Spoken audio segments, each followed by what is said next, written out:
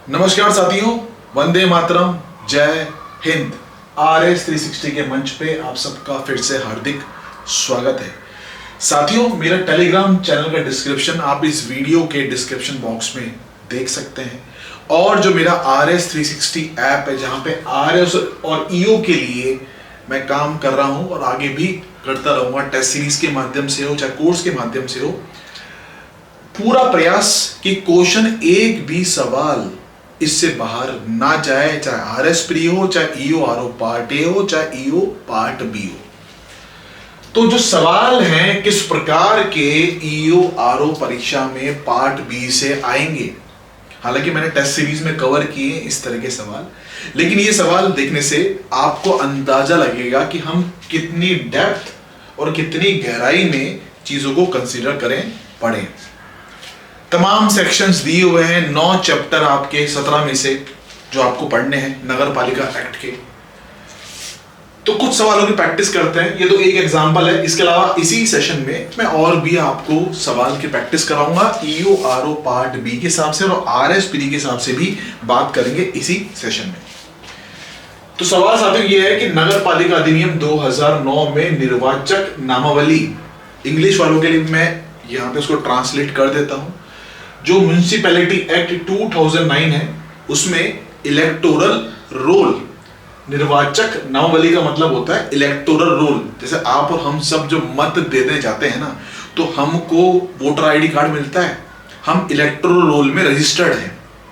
तो वो निर्वाचक नामावली, उससे संबंधित कोई मिथ्या घोषणा करता है या जानबूझकर कोई ऐसी इंफॉर्मेशन देता है जो कि करेक्ट नहीं है, इलेक्टोरल रोल, निर्वाचक नामावली इस तरह की मिथ्या घोषणा देने से प्रभावित हो सकती है, तो उस केस में अधिकतम दंड या जुर्माना, तो मैक्सिमम पेनल्टी और फाइन यहां पे कितना रहेगा, ये 4 ऑप्शन आपके सामने। कंफ्यूज करने के लिए यहां पे आपको ये भी हो सकता है कि चारों के चारों ऑप्शन में जो सही जवाब है वो वर्ष लिख दे, या कंफ्यूज करने के लिए जितना जुर्माना है सभी में सेम लिख दे। तो there are n number of ways to confuse. तो सबसे पहले साथियों हमको ये देखना पड़ेगा कि ये जो नगर पालिका अधिनियम 2009 में कौन सी धारा, कौन से सेक्शन में मिथ्या घोषणा की बात की गई है। तो ये बात की गई है आपकी सेक्शन 15, सेक्शन 15 धारा 15 जो है वो मिथ्या घोषणा, या इसको अंग्रेजी में बोलते हैं फॉल्स डिक्लेरेशन पर आधारित है। उसमें ये निर्वाचक नामावली से संबंधित जो मिथ्या घोषणा की जाती है जिससे कि पूरा इलेक्टोरल रोल सिस्टम प्रभावित होता है, उसके बारे में बात लिखी गई है।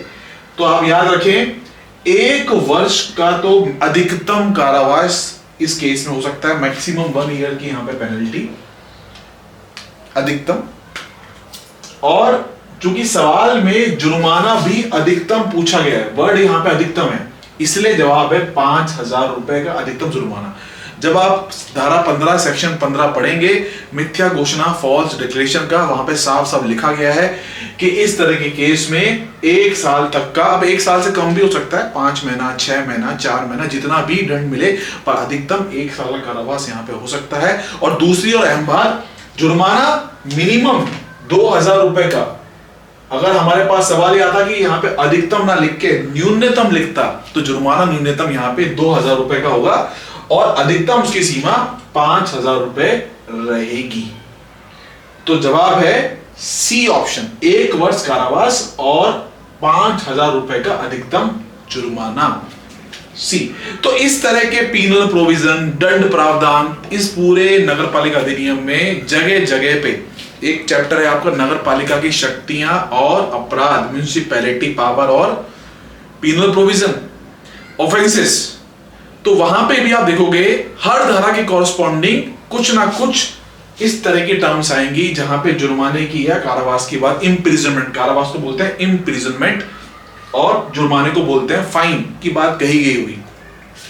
तो इस तरह के और भी कई सवाल डिफरेंट धाराओं से चर्चा करेंगे इसी क्लास के माध्यम से, साथ ही RS प्री के सवालों की प्रैक्टिस भी करते हैं।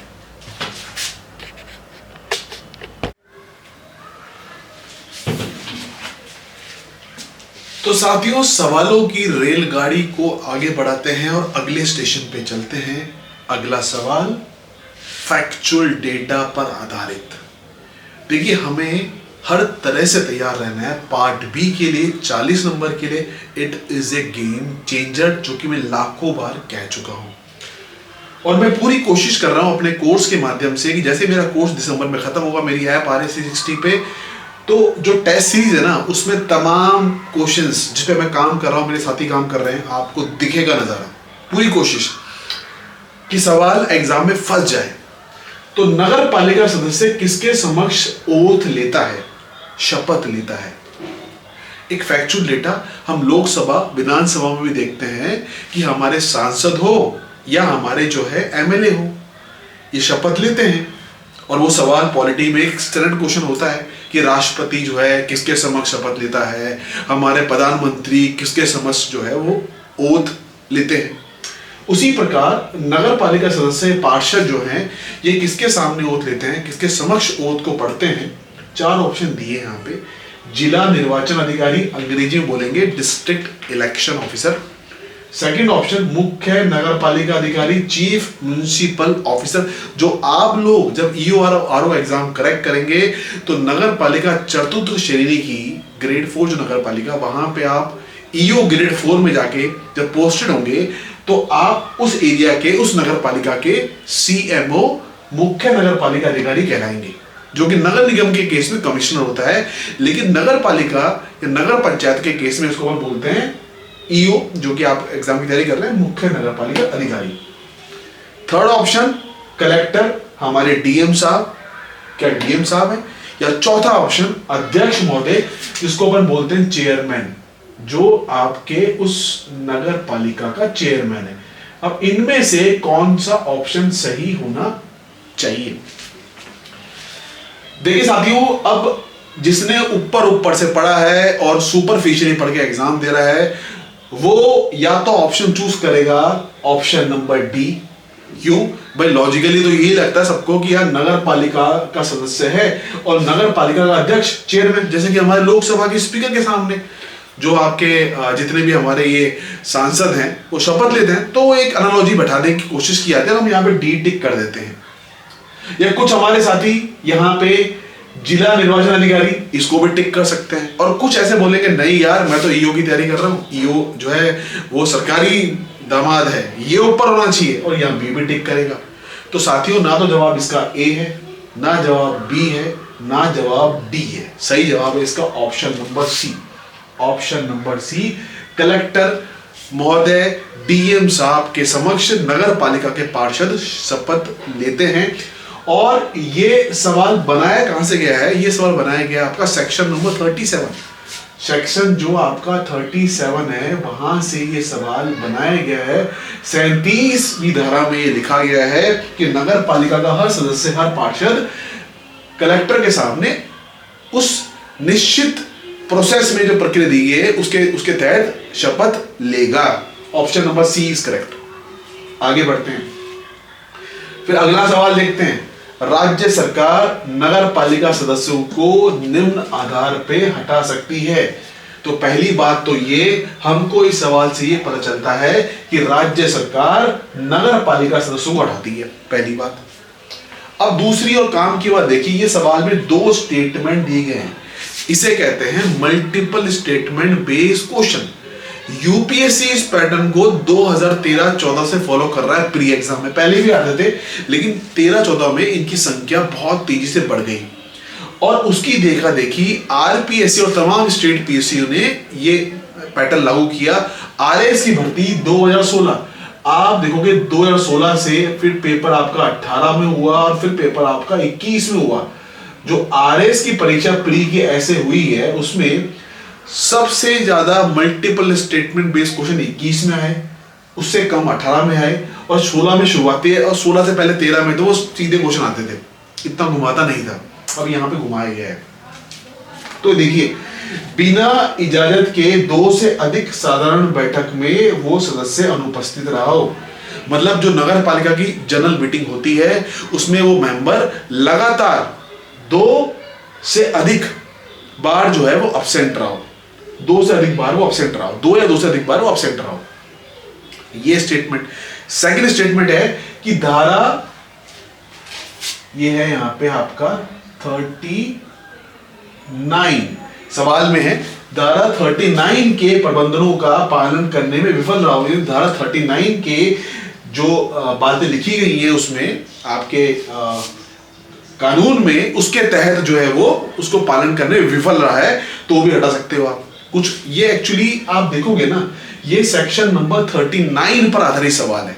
सेक्शन नंबर 39 पर आधारित सवाल है, जिसमें कि नगर पालिका के सदस्यों को हटाने का एक प्रोसेस लिखा है कि कैसे हटा सकते हो, किन आधार पर हटा सकते हो। तो देखिए साथियों, सीधी सी बात है यार कि बिना इजाजत के 2 से अधिक, अब करना क्या है, आपको वो जो सेक्शन है उसको ढंग से देखना है। सेक्शन क्या बोलता है, सेक्शन 39 क्या बोलता है? सेक्शन 39 सीधा सीधा ये बोलता है कि आप बिना इजाजत के, बिना परमिशन के, यदि नगर पालिका की 3 या 3 से अधिक बैठक, 3 या 3 से अधिक जनरल मीटिंग में यदि सदस्य एब्सेंट रहता है, तो वो एक ग्राउंड बन जाता है उसको हटाने का। यहां पे 2 लिखा है तो ये गलत है, होना चाहिए 3 या 3 से अधिक बैठक।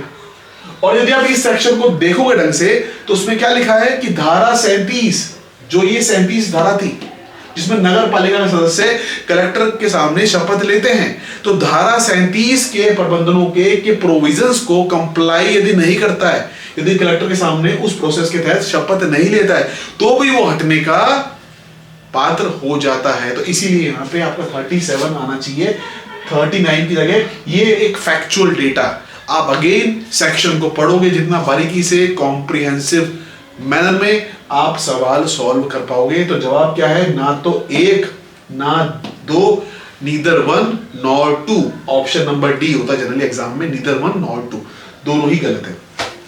ऐसे क्वेश्चन घुमाने की कोशिश की जाती है और आरएस में भी आपने देखा होगा। खैर, अगले सवाल पे आता है। अगला सवाल क्या है? नगर पालिका का कोई संकल्प किसके हस्ताक्षर से विधि मान्य होगा? आप लोगों का फेवरेट सवाल, आप लोगों को उसका जवाब जान के भी काफी खुशी होगी। देखिए, यूं तो कहने को अध्यक्ष जो है, जो चेयरमैन है, वो नगर पालिका का जो चुनाव पॉलिटिकल अपॉइंटमेंट है, जो चुनाव जीत के आते हैं, वो कहलाते हैं आपके अध्यक्ष, जो चुनाव जीत के आ रहे हैं। आप लोग एग्जाम पास करके जा रहे हो, चुनाव जीत के नहीं जा रहे, तो आप सरकारी पोर्टफोलियो पर जाके वहां पे तैनात हो रहे हो। तो मैंने आपको कई बार बोला कि नगर पालिका में जब जाओगे, नगर पंचायत में, आप वहां के कहलाओगे सीएमओ, मुख्य नगर पालिका अधिकारी। तो देखिए, जो चुनाव जीत कर आता है हमारे, उसमें भी तो ये होता है, हमारे जो सिस्टम बने हैं, अगर आप देखो हमारे केंद्र में और राज्यों में साइन किसके होते हैं? साइन होते हैं आईएएस अधिकारी के, या राज्यों में आरएस अधिकारी के। ब्यूरोक्रेसी के साइन होते हैं ना। फाइल पे नेता कभी साइन करता है? फाइल पे नेता फाइल पे कभी साइन नहीं करता, ठीक है। राष्ट्रपति और राज्यपाल की बात आगे, बाकी नेता जनरली साइन नहीं करते, सांसद नहीं, जो उनके जो प्रिंसिपल सेक्रेटरी, चीफ सेक्रेटरी, उनके आदेशों में साइन होते हैं, वो जिम्मेदार होते हैं। ब्यूरोक्रेसी ऑलवेज रेस्पॉन्सिबल है। तो यही उसी तर्ज पे अध्यक्ष जो है, उसके हस्ताक्षर से विधि मान्य नहीं होगा। विधि मान्य मतलब लीगल रूप कि उसको अमली जमा पहना दिया। वो जो आपका पर्टिकुलर संकल्प होता है, रेजोल्यूशन, क्या बोलते हैं अंग्रेजी में? रेजोल्यूशन। जो रेजोल्यूशन नगर पालिका ने पारित किया है, वो किसके साइन से, सिग्नेचर से लीगल रूप ग्रहण कर लेगा, मतलब लीगली उसकी वैलिडिटी हो जाएगी, एंश्योर हो जाएगा। जवाब है इसका मुख्य नगर पालिका अधिकारी, सीएमओ। कुछ लोग यहाँ पे कलेक्टर को मारेंगे तुक्के में, कुछ यहाँ पे स्वायत्त शासन विभाग के निदेशक, लोकल बॉडी जो है, डिपार्टमेंट, उसके डायरेक्टर का टिक करेंगे। जवाब है इसका CMO. A option is correct. साथियों, ये सवाल भी बनते हैं और आपको इस तरह के कई और सवाल मैं आने वाले दिनों में यूट्यूब में टेस्ट सीरीज में तो अपने ऐप पे कवर कर ही रहा हूँ, यूट्यूब के माध्यम से भी लेकर आऊंगा। थोड़ा स्वास्थ्य खराब होने की वजह से बीच में सेशन नहीं ले पाया था, उसके लिए मैं खेद प्रकट करता हूँ। अब आते हैं अपना क्वेश्चन नंबर 5, 5वां सवाल। ये भी एक फैक्चुअल डेटा, सेक्शन की नॉलेज नहीं है, नहीं कर पाओगे।